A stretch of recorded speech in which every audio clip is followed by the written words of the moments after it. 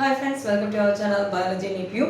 இன்னைக்கு நம்ம சேனல்ல என்ன பார்க்க போறோம்னா நம்ம ஒரு முக்கியமான ஒரு டாபிக் தான். ஓகேயா, different zones in biosphere reserve. Okay, இப்போ நீங்க பாத்தீங்கன்னா இது நம்ம NCERT-ல எந்த இடத்துல நம்ம படிக்கலாம், எந்த இடத்துல இந்த டாபிக் இருக்குது அப்படின்னு பாத்தீங்கன்னா in situ and ex situ conservation இருக்குல்ல, இதுல in situ conservation கீழே தான் நமக்கு யார் வராங்க, biosphere reserve.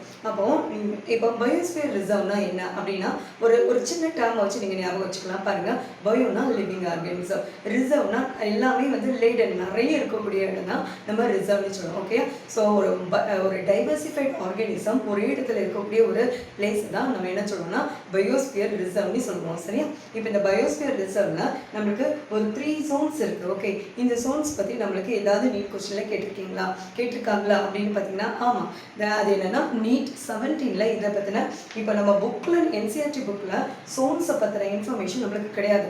பட் அவங்க சோன்ஸில் இருந்தோம் நம்மளுக்கு என்ன பண்ணியிருக்காங்க, கொஸ்டின் கேட்டிருக்காங்க. ஸோ இதை எனிஹோ இதை நம்ம தெரிஞ்சு வச்சுக்கலாம். ஓகேயா, இப்போ பாருங்க, இப்போ இன் சிட்டு கன்சர்வேஷன்னா என்ன, எக்ஸ் சிட்டு கன்சர்வேஷன்னா என்ன, இதை பற்றின ஒரு சின்ன ஐடியா. ஓகேயா, இன் சிட்டு கன்சர்வேஷன்னா என்னன்னா இந்த பாருங்க, அந்த ஆர்கானிசம் இருந்த இடத்துலையே நம்ம என்னது ப்ரொடெக்ஷன் கொடுத்தா அது இன் சிட்டு அதே இடத்துல தான் இருக்காங்க. எக்ஸ் சிட்டுனா மீனிங் எக்ஸ் சிட். ஓகேயா, ஸோ அந்த ஆர்கானிசத்தை எடுத்து நம்மளா ஒரு எக்ஸ்ட்ரா ஒரு என்விரான்மெண்ட்டை அதுக்கிட்ட ஒரு என்விரான்மெண்ட்டை கிரியேட் பண்ணி அது வெளியிலேருந்து எடுத்து ஒரு இடத்துல நம்ம டெவலப் பண்ணணும்னா அது எக்ஸ் சிட்டு கன்சர்வேஷன். ஓகேயா, அப்போ இன் சிட்டு கன்சர்வேஷனில் யாரெல்லாம் மேம் வர்றாங்க அப்படின்னா ஒரு க்ளூ பாயிண்ட் இருக்குது, ஞாபகம் வச்சுக்கோங்க, BSNL. ஓகேயா, இதில் B ஃபார் என்னது, பயோஸ்பியர் ரிசர்வ். ஓகே, யாரு, biosphere reserve. Okay, biosphere reserve அதுதான் நம்ம என்னது இங்கே பார்க்க போகிறோம். தென் S ஃபார் என்னன்னா சாங்சுரிஸ். ஓகேயா, இப்போ பாருங்கள் சாக்கட் க்ரூவ்னு சொல்லுவாங்க. காந்தாரா மூவி பார்த்தீங்கல்ல, ஸோ அந்த ஒரு பெரிய ஃபாரஸ்ட்டையும் ஒரு காட் வந்து ப்ரொடெக்ட் பண்ணுறாங்க அப்படின்னு சொல்லி என்ன பண்ணாங்க, அந்த ஃபாரஸ்ட்டை என்ன பண்ணாங்க, ப்ரொடெக்ட் பண்ணாங்க. அதுதான் எனக்கு சாக்கட் க்ரூவ்னு சொல்லுவாங்க. ஓகேயா, ஸோ இதில் யாரெல்லாம் வருவாங்கன்னா சாங்சுரிஸ், இன்னொன்று சாக்கட் க்ரூவ். ஓகேயா, க்ரூவ். தென் அடுத்தது நம்மளுக்கு N ஃபார் என்னன்னா national park. Okay, N for என்னது, நேஷ்னல் பார்க். ஓகேயா, தென் L வந்து நம்மளுக்கு வேண்டாம். ஸோ இந்த 3 பேரும் இந்த 4 பேரும் நமக்கு இதில் வருவாங்கன்னா தட் இன் சிட்டு கன்சர்வேஷன். அப்போ எக்ஸ் சிட்டுனா என்ன, இப்போ ஜூவாலஜிக்கல் பார்க், பொட்டானிக்கல் கார்டன் இதெல்லாம் நம்ம எடுத்துக்கிட்டோம்னா நம்ம எக்ஸ் சிட்டு கன்சர்வேஷன், அது நம்மளாம் கிரியேட் பண்ண ஏரியா. ஓகேயா, ஸோ இன் சிட்டு எக்ஸ் சிட்டு இதை பற்றின கிளாரிட்டி கிடச்சிட்டுனா இப்போ பயோஸ்பியர் ரிசர்வ்ல இப்போ அதில் 3 zones இருக்குன்னு நம்ம என்ன பண்ணணும் பார்த்துருந்தோம். இது ரொம்ப ப்ரொடெக்டட் ஏரியா. ஓகேயா, இந்த இடத்துல 3 zone வந்து டிவைட் பண்ணியிருக்காங்க. அதில் ஃபர்ஸ்ட் zone என்ன அப்படின்னா உள்ள இன்னராக இருக்கிறது, that one is core zone. ஓகேயா, தென் B வந்து என்னன்னா பஃபர் zone.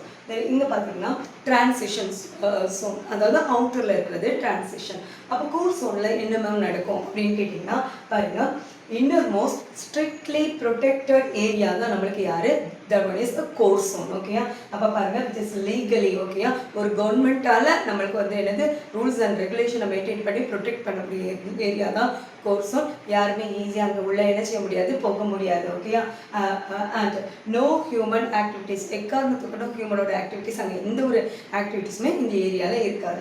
அடுத்தது பார்த்தீங்கன்னா பஃபர் zone. இந்த பஃபர் zone என்ன பாருங்க, இது யார் சுற்றி இருக்காங்கன்னா கோர் zone-க்கும் நம்மளுக்கு டிரான்சிஷன் zone-க்கு இன்பிட்வீனில் இருக்கிறது. ஓகேயா, அப்போ பாருங்க the region around the core zone it allows for scientific research. For example ஏதாவது மெடிசினல் பிளான்ஸ் பற்றின ரிசர்ச், அனிமல்ஸ் பற்றின ரிசர்ச் அப்படியெல்லாம் இருந்ததுன்னா அந்த ஷுட் கெட் ப்ராப்பர் பெர்மிஷன் வாங்கி தான் இந்த இடத்துக்குள்ள என்ன செய்ய முடியும், போக முடியும்.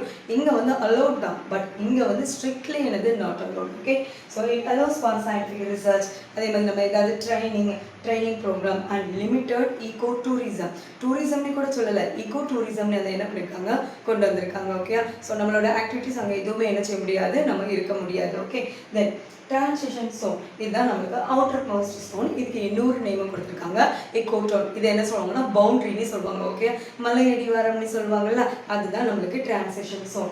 ஸோ இங்கே இருந்து யார் இருக்காங்கன்னா லோக்கல் கம்யூனிட்டிஸ், அதை அந்த மலையடிவாரத்தில் உள்ள அந்த பீப்புள், அந்த மக்கள் எல்லாம் அங்கே என்ன செய்வாங்க இருப்பாங்க, லோக்கல் கம்யூனிட்டிஸ். இங்கே தான் லைஃப் அண்ட் ஒர்க், அது அந்த கார்டு ரிலேட்டடான அவங்களோட ஒர்க் எல்லாமே இந்த நம்மளுக்கு டிரான்சிஷன் சோன் இல்லைன்னா எக்கோட்ரோமில் தான் என்ன செய்யும் இருக்கும். ஸோ இதை பற்றின இன்ஃபர்மேஷனை நீங்கள் இருந்து இன்சிட்டு கன்சர்வேஷன் ஓகேயா அதுக்கிட்ட பயோஸ்பியர் ரிசர்வ் ஒரு சப் டாபிக் போட்டு நீங்கள் எழுதி வச்சுட்டிங்கன்னா கண்டிப்பாக இது உங்களுக்கு ரொம்ப யூஸ்ஃபுல்லாக இருக்கும். ஓகேயா, ஸோ உங்களுக்கு நம்மளோட வீடியோ பிடிச்சிருந்ததுன்னா மறக்காமல் சப்ஸ்கிரைப் பண்ணுங்கள். நாளைக்கு இதே மாதிரி இன்னொரு வீடியோவில் மீட் பண்ணலாம். Until then, bye from Dr. D. Usha Arasu. Thank you.